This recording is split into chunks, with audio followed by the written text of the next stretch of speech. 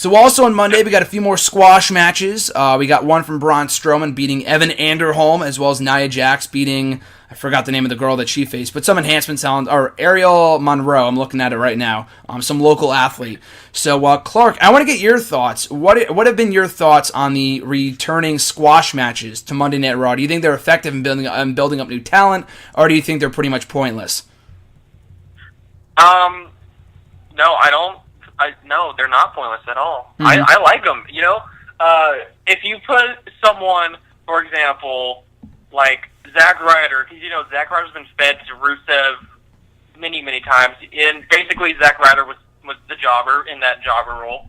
But now you're bringing in legit jobbers like James Ellsworth last week, and the guy you mentioned, I don't remember who it was, but no, squash matches, they're old, they're an old tradition.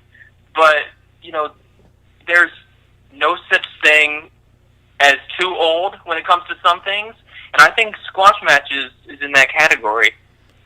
I definitely think so, too. I mean, I couldn't tell you, other than like when Ryback was doing it a few years ago, when he first arrived on the scene in his current character, or like the Ryback character, whatever.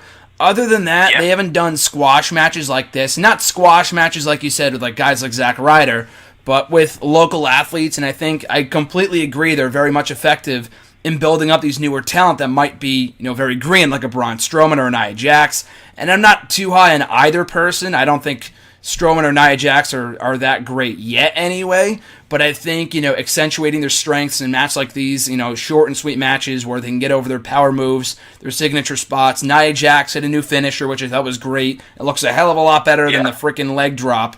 Circa 1980s from Hulk Hogan. So I'm glad she's using that now, hopefully. But I thought they were great. So speaking of Strowman, though, I think Nia Jax is going to be a big player in the women's division, regardless of whether people like it or not. But for Braun Strowman, do you think he does have potential to be a breakout star at some point? Maybe not like a world champion top heel, but do you think he can kind of be morphed into a bigger heel, a lead heel on the roster, on the Raw roster at some point down the line with the right seasoning? Just as long as they don't pull a Brodus Clay on him, where they hype him up as a monster, then they bring out a dancing dinosaur, then keep Braun Strowman in the role that he's in. And plus, the only reason I enjoy watching Braun Strowman matches nowadays is for his entrance. Braun! Yeah. And it's just, it's so cool. It's terrifying. But yeah, like, the role that he's in right now, I really like it. And, like, his new look and stuff. Just keep bringing on jobbers until they feel like he's ready to take on someone, a veteran like Big Show. I think, Big Show's on Raw, and Mark Henry. That'll make him look strong. And plus, why would you want to have Big Show go over Braun Strowman? This company might. Oh, Vince. Knowing Vince, he probably would do it, but yeah. But yeah, I think Braun Strowman has a pretty good future ahead of him. Just like, I don't see him as a world champion or anything. Yeah. But like, maybe a run with the U.S. title, maybe. But that's what I think.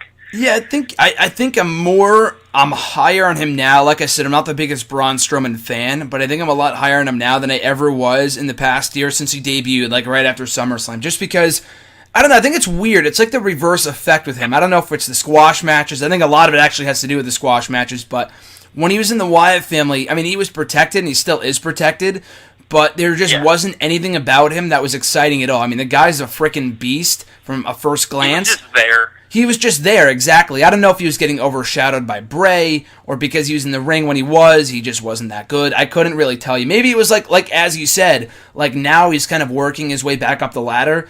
But when he first debuted, he went from debuting, and then like the next week they put him in the ring with a Dean Ambrose, and the week after that Roman Reigns. Like, you can't. I mean, for some people, like a Finn Balor, I could see putting you in the ring with a main event star or something, and then winning and getting a big win. But for most people, like a Braun Strowman, who just quite isn't that good yet anyway, it doesn't make any sense to do that. So I'm glad they're kind of taking their time with him, and maybe we might finally get that Undertaker-Strowman match that Vince had a boner for earlier this year. So I mean, I guess we'll see. Gosh, I don't even know what to think about that.